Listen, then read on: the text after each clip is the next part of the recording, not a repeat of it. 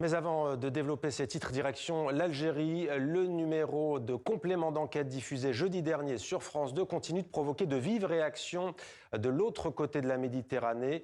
L'émission était intitulée Rumeurs et coups tordus, la guerre secrète entre la France et l'Algérie. Fin de citation. On retrouve en direct d'Alger notre correspondant Khaled Rareni. Bonsoir Khaled, quelles sont au juste les réactions en Algérie ?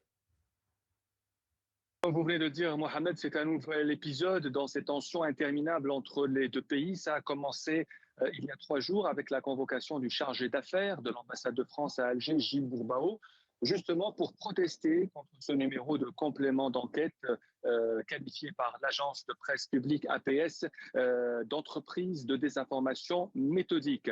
L'autre étape de cette escalade, eh bien, c'était hier sur le plateau d'une chaîne de télévision publique, Al24 News, où un des chroniqueurs annonce, selon une source crédible, eh bien, que l'ambassadeur de France à Alger, Stéphane Romaté, est désormais indésirable en Algérie. Je vous rappelle que Stéphane Romaté a été rappelé par Paris en avril dernier en signe de protestation contre la détérioration de ses relations entre l'Algérie et la France.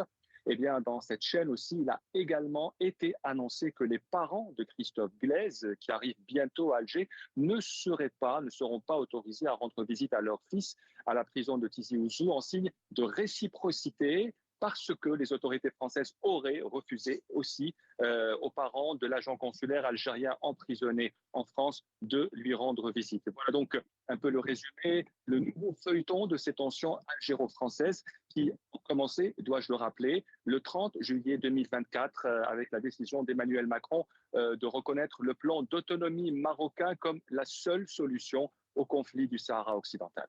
Merci beaucoup Khaled Rareni, merci pour ces précisions en direct d'Alger sur ce dossier.